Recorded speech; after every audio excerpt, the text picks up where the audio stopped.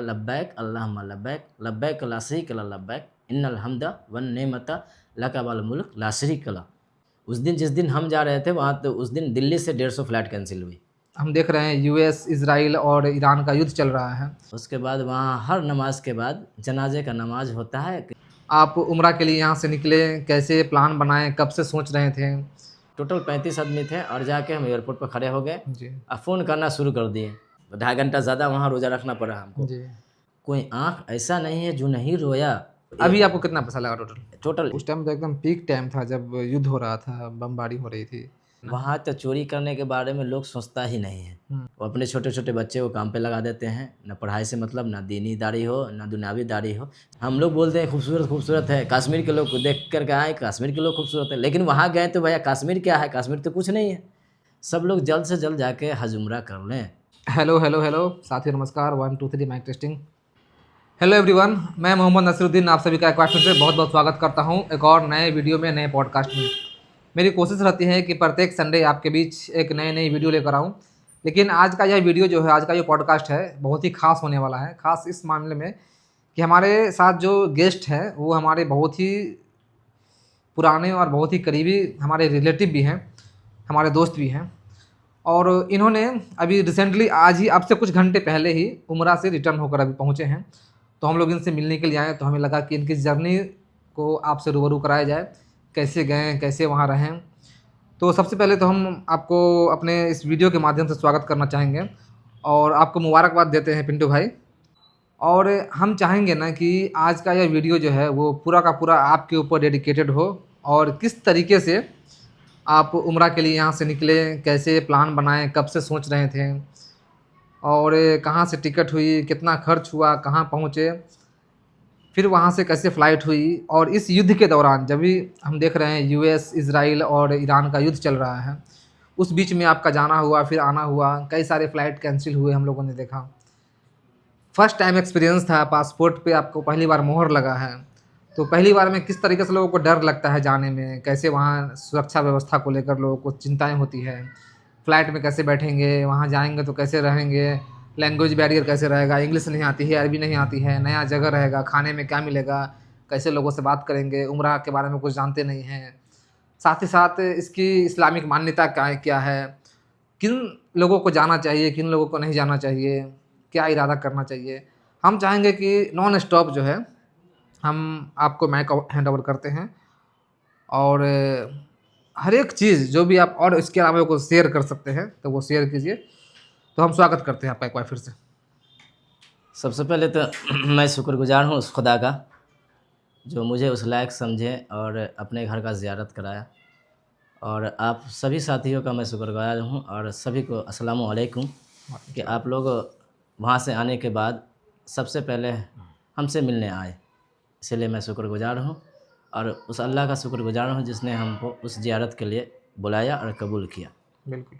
रहा बात उम्रा जाने की, उम्रा जाने का नियत अगर आप सच्चे दिल से करते हैं कि हमको उम्रा जाना है, अल्लाह के घर का ज़ियारत करना है, अल्लाह के घर को देखना है, नबी के घर का ज़ियारत करना है, तो आपको अल्लाह बुला लेंगे, अल्लाह आपको बुला लेंगे। बस शर्त है कि आपका नीयत, सारा चीज़ नीयत पर डिपेंड करता है। तो हम बहुत कंपनी से बात किए, लेकिन एक कंपनी हमको समझ में आया, जो मामा भाई हैं जो अलीगढ़ के हैं, अलीगढ़।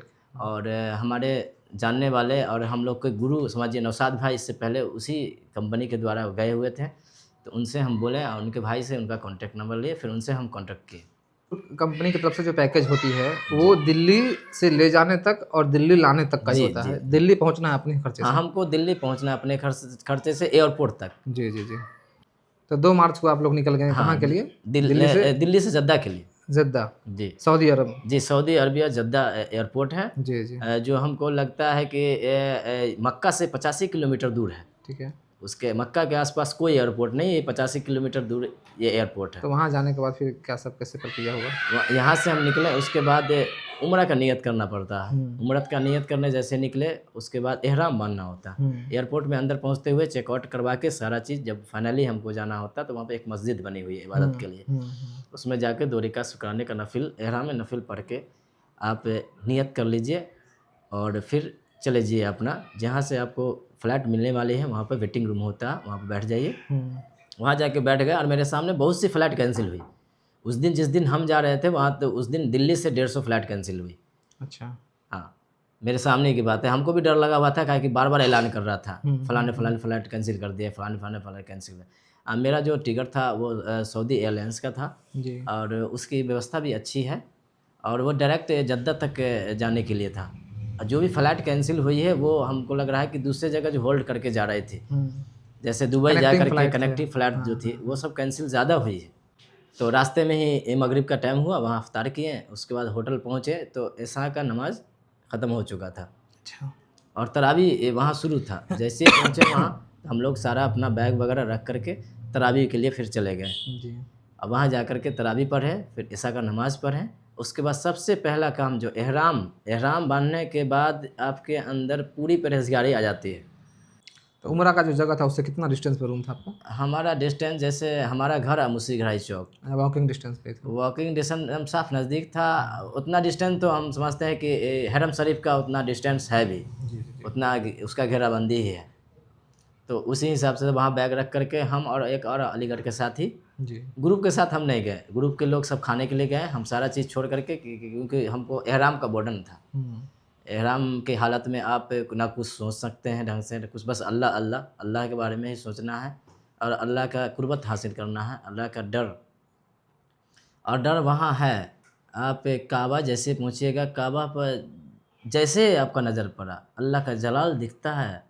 उसके बाद वहाँ हर नमाज के बाद जनाजे का नमाज होता है, क्योंकि कोई ना कोई इंतकाल वहाँ करता ही है। जी। वो खुशकिस्मत है जो जिसका वहाँ इंतकाल हुआ हो। तो वहाँ करने के बाद फिर कल हो करके फिर हम सुबह उठें, फजर का नमाज़ पढ़ने के बाद फिर सुबह उठें, फिर हमको तो उम्रा करना था ज़्यादा से ज़्यादा, हमारा तो यही कोशिश था कि मेरे जितने अहबाब जो गुजर चुके हैं उनका कर लें और आस-पास पड़ोस जो भी जानने वाले जो नहीं आ सकें जी। उनका कर लें। सुबह फजर का नमाज़ पढ़ के और उसके बाद हम सीधे टैक्सी पकड़ के मस्जिद आयशा, अगर आपको उम्रा फिर दोबारा वहाँ करना है तो नियत करने के लिए मस्जिद आयशा जाना पड़ेगा।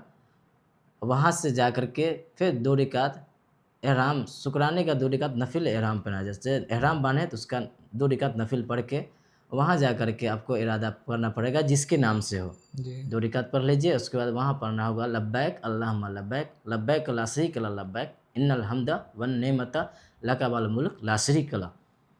और वहाँ से 3 बार पढ़ के आप वहाँ से वो बोलते हुए निकलना है आपको, लब्बैक अल्लाह के नाम से लगाते हुए जाना है।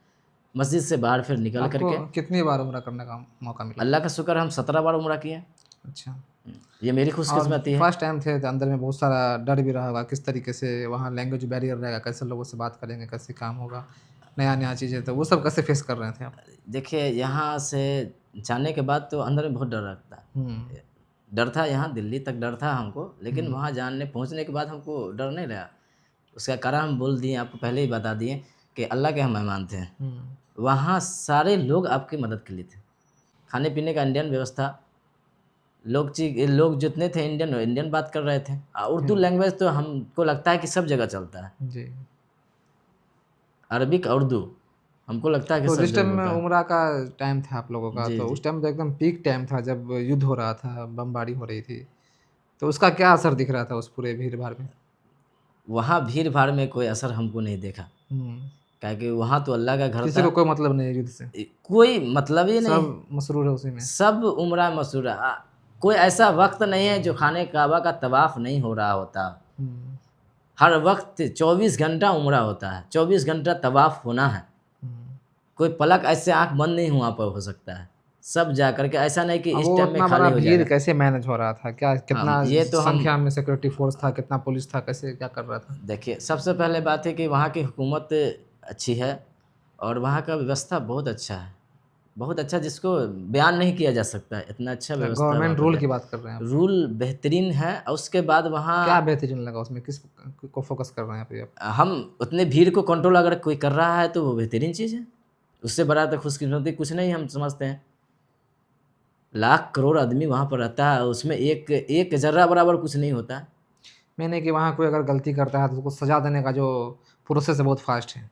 हाँ कोई अगर छोटा सा छोटा गलती भी करेगा वो बख्शा नहीं जाएगा। हाँ, बख्शा नहीं जाएगा। तो इस चीज़ का और भी डर है लोगों के अंदर कि हम अगर कुछ करेंगे, चोरी करेंगे या कुछ किसी हाँ, गलत करेंगे तो बड़ा सजा मिलेगा हमको, इसलिए हमको उस पर ध्यान ध्यान ही नहीं देना। वहाँ तो चोरी करने के बारे में लोग सोचता ही नहीं है। हम्म। सबसे नंबर वन बात यह है। और दूसरी बात यह है, सबको पता है कि अगर गिरा हुआ सामान भी अगर हम उठा लें तो हमको जेल जाना होगा, हम्म। क्योंकि वो जिसकी अमानत है वही जाने। नहीं तो वो सामान फिर उठ करके एक ऐसा जगह है जहाँ वो रख दिया जाता है, जहाँ जिनका सामान खोया वो जाए वहाँ सामान मिल जाएगा आपको। सामान वहाँ से आपका गायब नहीं हो सकता। अच्छा, किस एज के लोग वहाँ ज़्यादा देखने को मिले आपको? हमको तो यंग ज़्यादा लगे। यंग ज़्यादा दिखे? हाँ, यंग। यंग को ही हमको तो लगता है कि इस चीज़ को, यंग को फॉलो करना चाहिए। और जितने भी हमारे साथी हैं या हमारे जानने वाले हैं, रिश्तेदार हैं, हम सभी के लिए दुआ किए हैं। अल्लाह इस दुआ को कबूल करे। सब लोग जल्द से जल्द जाके हज उम्रा कर लें। अच्छा, सभी एज के लोग जा सकते हैं उस चीज़ के लिए? हाँ, सभी। देखिए, एज का बाउंडेशन हमारे इस्लाम में नहीं है।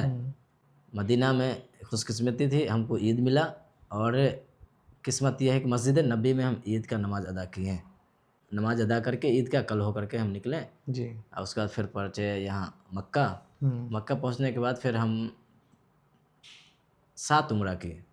अच्छा, उससे पहले हम 10 उम्रा 10 कर चुके थे।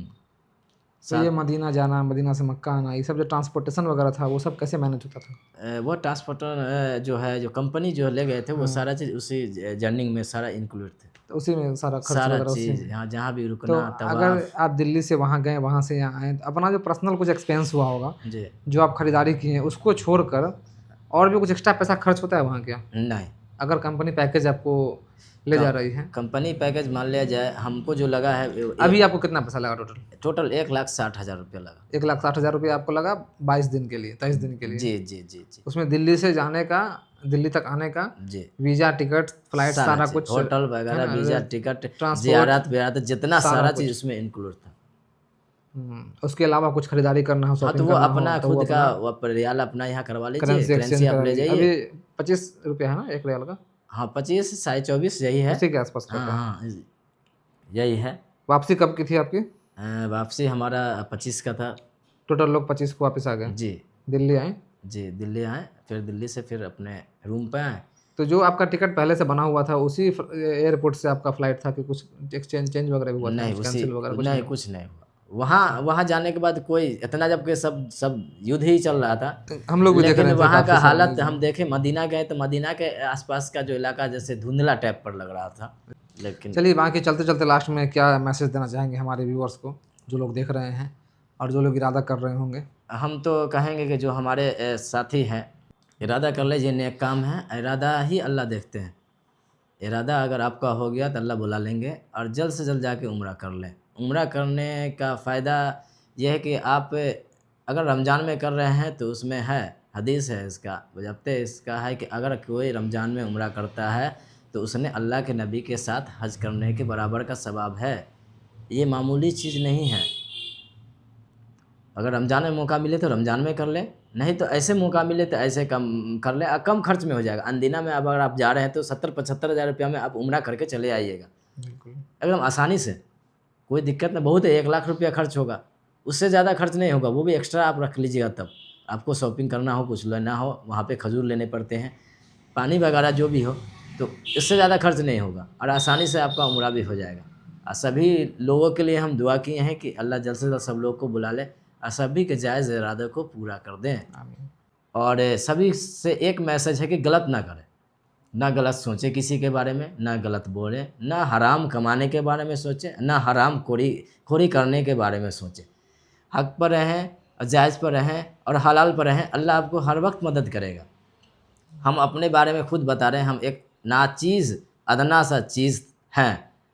अल्लाह ने मुझे कबूल किया तो सब लोग को कबूल करेंगे इंशाअल्लाह, बस इरादा आप लोग कर लीजिए इंशाअल्लाह।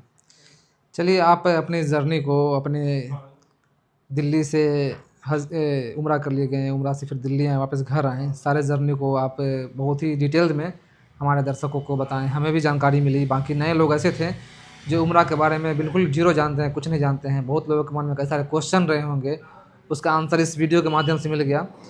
आपका इसके लिए बहुत बहुत शुक्रिया और एक बार फिर से आपको मुबारकबाद उम्रा के लिए। और ये थे हमारे बीच मुदस्सर नज़र, जो कि हम लोग इनको पिंटू भाई के नाम से जानते हैं। जिन्हें आप सुन रहे थे। उम्रा की जर्नी के बारे में बहुत सारे लोगों को बहुत सारा नॉलेज मिला होगा। आपका इस वीडियो को यहाँ तक देखने के लिए बहुत बहुत शुक्रिया, और हम उम्मीद है कि आप का जो भी क्वेश्चन होगा, जो भी डाउट होगा, वो कमेंट कर सकते हैं, क्योंकि अब ऐसा का भी वक्त हो गया है, अजान हो रही है। तो हम इस वीडियो को यहीं पर समाप्त करते हैं। नमस्कार, जय हिंद, आप सभी को अल्लाह हाफिज़।